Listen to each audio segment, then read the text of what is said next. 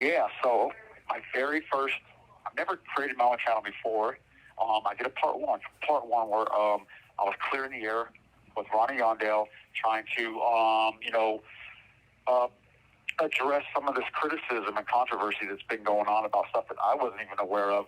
It was, news to me when I first seen the Instagram messages from Ronnie. Like I didn't know any of that was going on. I did not really even understand that I was caught up with that kind of stuff. Now that I'm aware of it, now adjustments can be made, and I don't want on this channel, something needs to be made clear. This is part two of the first one where I am speaking directly to Ronnie. This is directly to you, Ronnie, or whoever is listening, bro, that you are affiliated with or was affected by that case, bro. I'm well aware of the indictment, bro. They had offered me witness protection to cooperate on that indictment. I refused to do it. I did not do it, bro. So I have no agenda to try to take you guys down or, create waves with what you got going on, okay? And that needs to be understood. On this channel, on this prison channel, there will be no stories that's going to incriminate or affect anybody's lives or cases. That's not what we're promoting. We are promoting positivity and mentorship and just trying to educate people on not making these same mistakes. I'm asking you, please, please, to respect what we're doing because I am going to make sure that whatever was going on, people know that that was all crap. So hopefully you allow me to do that, and then you could follow and tune in, and hopefully you can respect the positive message that I'm promoting because that's my purpose now. After I got stabbed in Kern Valley, I got 3-on-1, okay?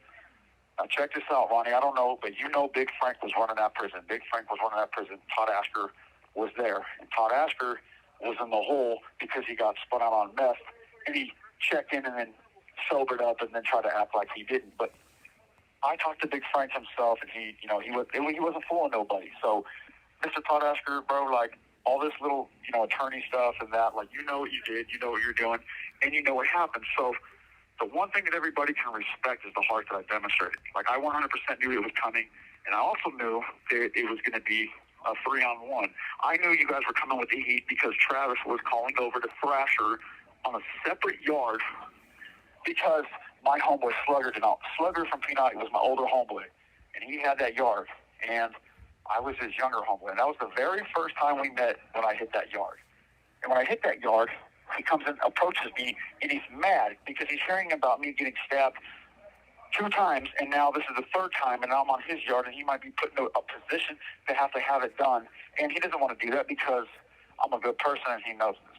So when we had our discussion, Slugger and I personally, he said, look, homeboy, I ask one thing, don't lie. Do not lie to me because, I got this yard, and I'm sponsored, and I got good standings right now, so don't mess this up. Are you in trouble with the brothers? I said, absolutely, 100%. And he said, with Travis? I said, yes. And he said, well, dope debts? I said, no, absolutely not, bro. I said, look, bro, it was a personal disrespect issue. And let me just explain something, the reason why this all came about, too.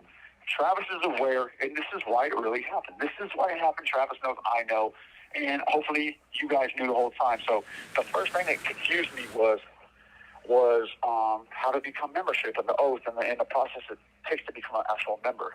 And I knew from when I was very young that, there has to be brothers on the yard to make, you don't know who this dude is through a phone or you never met him, you don't know his character, but I was there.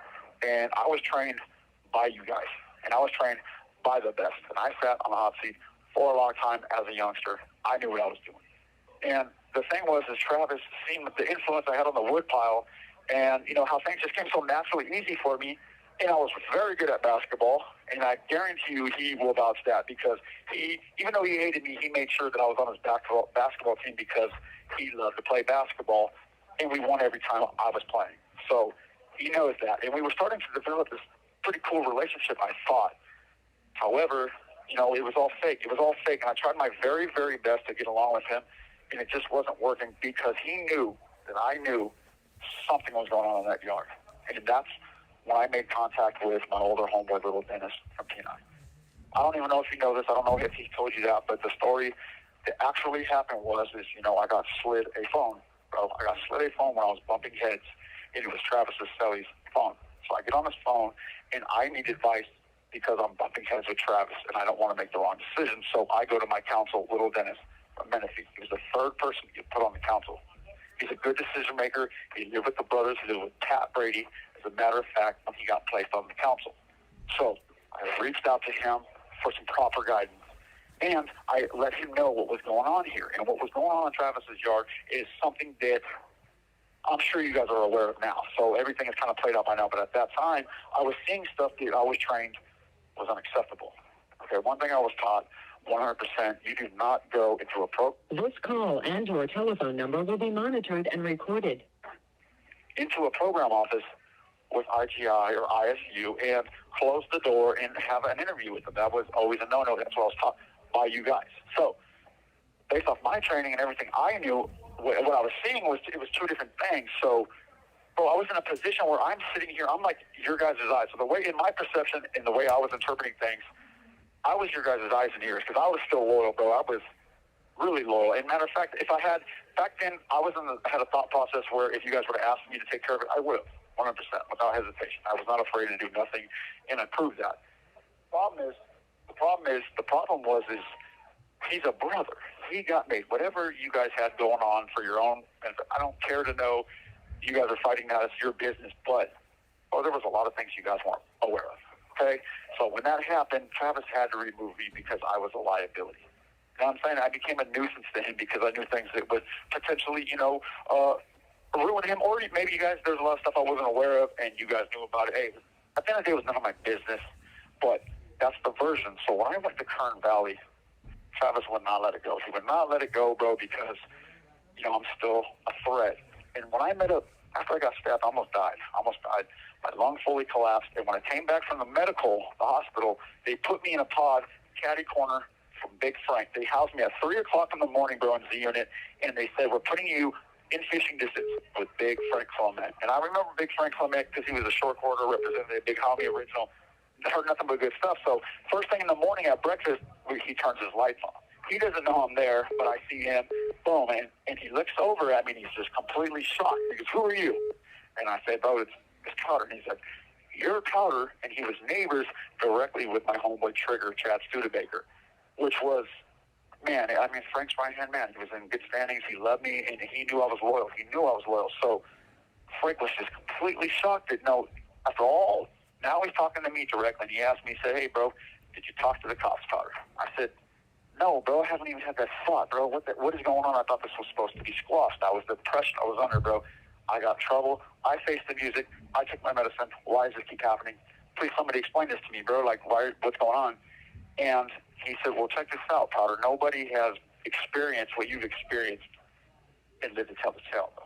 It hasn't happened, or they haven't flipped. So he said, look, I'm going to be getting at you, but I promise you this, you will not be stabbed anymore in my prison. And, there was no trust anymore. So when I would go out to the cage yard with Trigger and Big Frank, there was no trust. And I'm trying to read them in their eyeball. You have 60 seconds remaining. Why should I believe you guys? You lied to me the whole time. You would tell me a lie. And that's something I'm not sure if you're aware of either. So Big Frank had gave me the pass that I would not. He assured me that, my heart was recognized. It was recognized, and this would have all been alleviated. Had I didn't see what I seen down there or know what I know. So, therefore, that's my version of it, and now you're aware of it, and you know our agenda now. This channel right here is, educating people on every single different town, city that people can relate to. Everybody is trying to share or relate to somebody else's experience. Like all these prison channels that are going on, people are doing it for certain reasons. Now, this channel right here, I'm hand selecting. I'm going out of my way to hand select the craziest, the realest stories, real life stuff, though. No sugarcoating, no fake stuff. And I'm really working on this dude to do it. Hopefully I get him to do it, and he will speak about Oakland. So this is the part two. This is the part two of my first intro to Ronnie Yondell. And hopefully, Ronnie, I shed some light on what actually happened and my feelings and how we're trying to run this channel, Ronnie. And one thing's for sure is I've always respected your opinion. And you had one of my good friends that was on your yard before all that happened, Danny Boy Cisneros. So I heard the situation with Danny Boy Cisneros, and he was a buddy of mine, bro. But all that pegging me, FTB, was all crap. You know what I'm saying? And at the end of the day, I helped through the investigation and the indictment.